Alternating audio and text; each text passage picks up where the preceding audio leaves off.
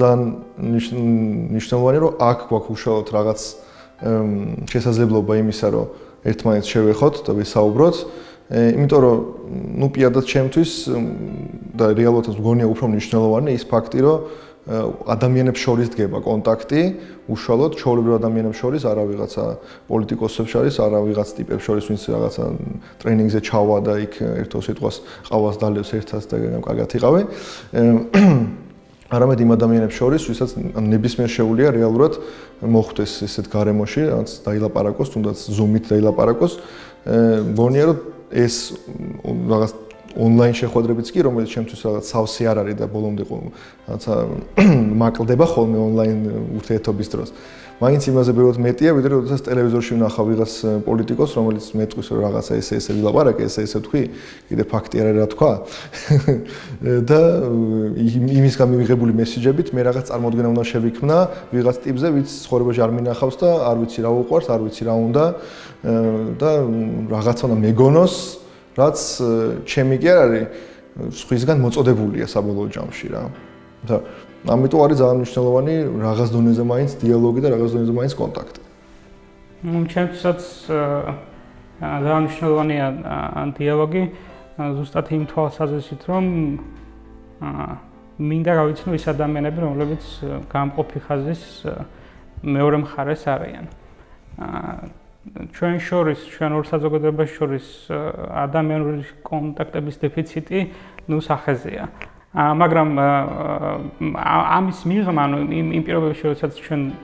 ნუ მე პირადად და იმ ადამიანებისთვის ზოგადად ვიტყვი, ალბათ, ვისაც აფხაზებთან თანაცხოვრების გამოცდილება არ აქვს და სურს ამ თემის ირგვლივ უფრო მეტი ინფორმაცია მიიღოს რაღაც გარკვეულწილად სწორი წარმოდგენები შეიქმნას ამ პროცესებთან დაკავშირებით თუ საით მიდის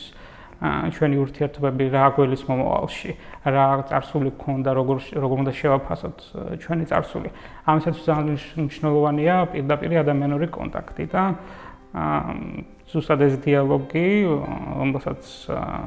ბერქოფის ფონდი უჭერს ხარს არის შესანიშნავი შესაძლებლობა იმიტომ რომ მე პრაქტიკულად აქამდე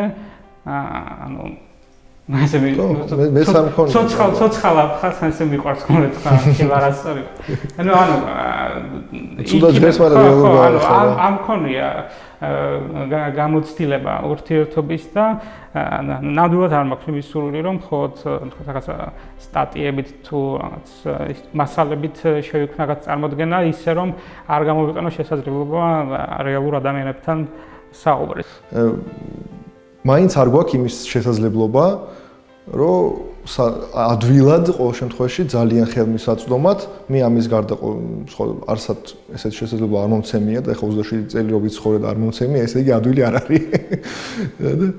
რომ აი გავიგონოთ იქეთა მხარის პოზიციები. ყველა დოკუმენტური ფილმი რომელიც არის გადაღებული საბოლოო ჯამში მაინც რაღაც კონკრეტულ პოზიციას ატარებს. კი, ფაქტებზე დამყარებული, მაგრამ ყველა ფაქტის ინტერპრეტაცია ისე ხდება, როგორც რეჟისორს აწყობს და, ნუ, რა თქმა უნდა, ესეც უნდა იყოს მე, ანუ მესმის რომ რეჟისორის ხედვაც ძალიან, ანუ რეჟისორის ხედვაც არის საინტერესო, ხედვა არის საინტერესო, იმიტომ უყურებთ რაღაც ფილმს კი, მაგრამ მაინც მეტწილად იმის პოზიცია გვხდება, რომ აი ვიღაც ჩვენი ძმები და ასე შემდეგ ან კიდე ხო მეორე რუსეთის პოზიცია კი გასაგები რომ ეს არის 2x2 4 ეგრე არის და არავინ მაგაზე არ დაობს მაგრამ ის რომ იმ ცხოვრებ ხალხს არ აქვს მნიშვნელობა ეს პროპაგანდის საშუალებით მოხდა მათი აზრის ჩამოყალიბება თუ ეს რეალურად მათი აზრია ხო უნდა მოусმინო არა ანუ კიდე უფრო კარგია, როდესაც ლაივში არის შეხვედრები და მე ძალიან მაინტერესებს და ძალიან დიდი იმედი მაქვს რომ მოვხვდები ამ ცოცხალ შეხვედრაზე საადმე და უბრალოდ საწყენია რომ ცოტაა ნამდვილად, იმიტომ რომ ნუ ეს აქ არის, მე მგონია ბევრად მეტი პლატფორმა უნდა იყოს სამის. ხო, ერთი საკითხი რაც ასე ვთქვათ, მაწუხებს ამ დიალოგთან დაკავშირებით, ის არის ის რომ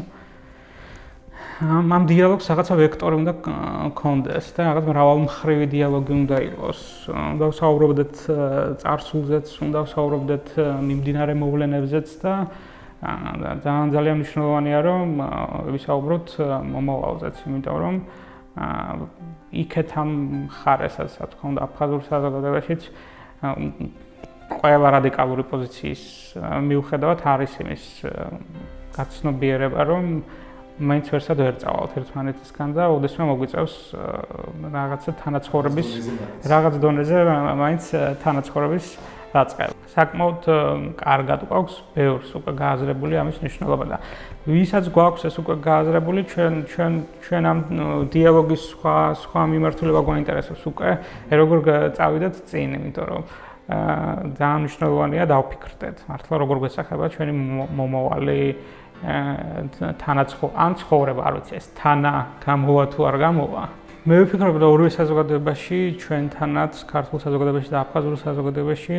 ნელ-ნელა უნდა დაიძლიოს ერთმანეთთან ურთიერთობის რაღაც შიში და ფობია, რომ თქვათ საუბარი არ შეიძლება ან რაღაც წინაპირობები წაუყენოთ ერთმანეთთან. საუბარი ყოველთვის საჭიროა. მის გარშე არაფერი არ გამოვა.